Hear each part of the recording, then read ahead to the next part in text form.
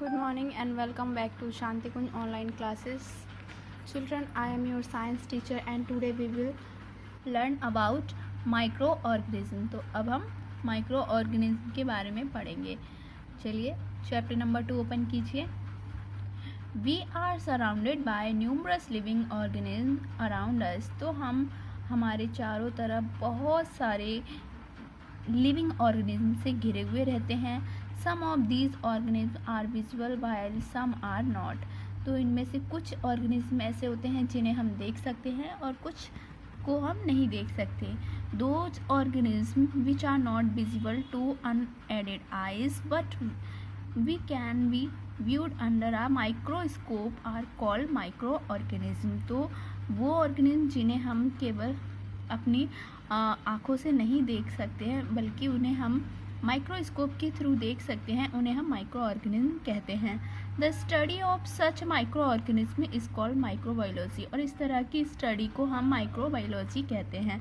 Micro organism are found in air, water, soil and even inside our bodies. तो micro organism हवा में, पानी में, मिट्टी में और हमारी बॉडी के अंदर भी पाए जाते हैं. They can be found in sandy desert, cold ice cap, fertile plain, hot spring lakes, ponds, well, almost everywhere they are found. तो इन्हें हम रेतीले जो डेजर्ट होते हैं, रेगिस्तान होते हैं, वहाँ पर, ठंडी जगहों पर या फर्टाइल प्लेन पर, हॉट स्प्रिंग लेक, पॉन्ड, इन सारी जगहों पर ये लगभग सभी जगहों पे मिलते हैं. Most of the microorganisms are harmful to us. However, there are many that are useful to us well. तो बहुत सारे माइक्रो ऑर्गेनिज्म ज़्यादातर जो होते हैं वो हमारे लिए हार्मफुल ही रहते हैं, लेकिन उनमें से भी कुछ ऐसे हैं जो बड़े ही यूज़फुल होते हैं. Micro organism can resist extreme climatic condition as well. However, those which cannot resist form a hard covering around themselves called the काइस्ट. तो बहुत सारे ऑर्गेनिज्म ऐसे होते हैं जो हमारे क्लाइमेटिक कंडीशन को भी रजिस्ट करते हैं, फिर भी उनमें से कुछ ऐसे होते हैं जो ऐसा नहीं कर सकते, उन्हें हम काइस्ट बोलते हैं. The first scientist to study microorganism under a self made microscope was एटॉनिक वैन ल्यूनहॉक. तो जो फर्स्ट साइंटिस्ट थे जिन्होंने खुद के बनाए हुए माइक्रोस्कोप से माइक्रो ऑर्गेनिज्म के बारे में जाना, उनका नाम था एटॉनिक वैन ल्यूनहॉक. माइक्रो ऑर्गेनिज्म और microbes. So our earth is a home of huge variety of living organism. हमारी जो पृथ्वी है इसमें बहुत टाइप के लिविंग ऑर्गेनिज्म पाए जाते हैं. The three realms of the earth, that is lithosphere, hydrosphere and atmosphere, are habitat for the different forms of life. तो हमारी पृथ्वी पे जो तीन मेन लेयर होती हैं, लिथोस्फीयर यानी थल, और हाइड्रोस्फीयर यानी पानी से रिलेटेड, एटमॉस्फेयर मतलब वायु से रिलेटेड, तो इन तीनों जगह पे लाइफ पाई जाती हैं.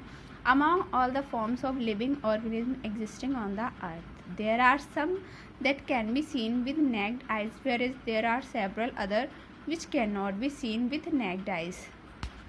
इनमें से बहुत सौ को तो हम अपने आँखों से देख सकते हैं, बट बहुत सारे ऐसे ऑर्गेनिज्म हैं जिन्हें हम नहीं देख सकते. The living organism that can not be seen with naked eyes are called micro organism. तो जो ऑर्गेनिज्म जिन्हें हम अपनी आँखों से नहीं देख सकते उन्हें माइक्रो ऑर्गेनिज्म कहते हैं. They are so small in size that we need a microscope to view them. ये इतने छोटे होते हैं कि उन्हें देखने के लिए हमें माइक्रोस्कोप की आवश्यकता पड़ती है.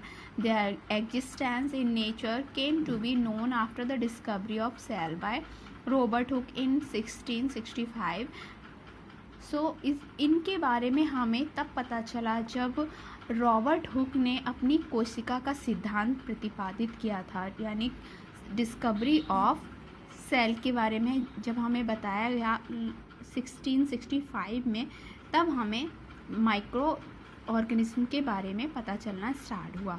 एटॉनी van Leeuwenhoek observe the first living cell in a drop of pond water. तो जो एटॉनी वॉन ल्यूनहॉक थे, उन्होंने पहली बार लिविंग ऑर्गेनिज्म को ड्रॉप को पॉन्ड वाटर में देखा. The organism he observed were bacteria. और जो उन्होंने ऑब्जर्व किया था वो था बैक्टीरिया.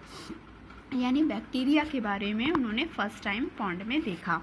लेटर इन 1857 और 1857 के बाद में Lewis pasture propose the germ theory and concept of vaccination. तो उसके बाद में 1857 के बाद में लुईस पास्चर नाम के एक साइंटिस्ट थे, उन्होंने जर्म्स थ्योरी और वैक्सीनेशन के बारे में बताया, विच lead the foundation of the microbiology, और जो कि माइक्रोबायोलॉजी की फाउंडेशन थी।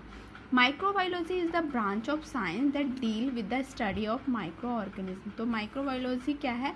साइंस की एक ऐसी ब्रांच है जिसमें माइक्रो ऑर्गेनिज्म के बारे में हम पढ़ाई करते हैं। Louis Pasteur is known as the father of microbiology. तो माइक्रोबायोलॉजी के फादर लुईस पास्चर कहे जाते हैं। He discovered important vaccines like those for rabies and anthrax. तो उन्होंने जो रेबीज़ और एंथ्रैक्स की वैक्सीन की भी डिस्कवरी की थी। He also developed the technique of pasteurisation. तो उन्होंने पाश्चराइजेशन की टेक्निक को भी डेवलप किया to prevent the spoilage of milk. इसमें क्या करते थे? मिल्क को बेकार होने से बचाया जाता था। In the process milk is heated to a temperature of 80 degree centigrade and then immediately cooled to kill the lactobacillus bacteria present in it। तो इसमें क्या किया जाता है? इसमें मिल्क को 80 डिग्री सेंटीग्रेड तक गर्म किया जाता है, फिर इसे तुरंत ही ठंडा कर दिया जाता है, जिसकी वजह से इसके अंदर जो लैक्टोबैसिलस बैक्टीरिया होते हैं वो मर जाते हैं। This bacteria are responsible for curdling और स्पॉइलिंग ऑफ मिल्क। और ये बैक्टीरिया होते हैं जो कि कर्डलिंग के लिए या फिर मिल्क को स्पॉइल करने के लिए रिस्पॉन्सिबल होते हैं। So children, now your homework is, आपको जितने भी मैंने ये अंडरलाइन किए हैं इम्पॉर्टेंस, इनको नोट करके अपनी कॉपी में लिखना है। जैसे the study of such micro organism is called microbiology.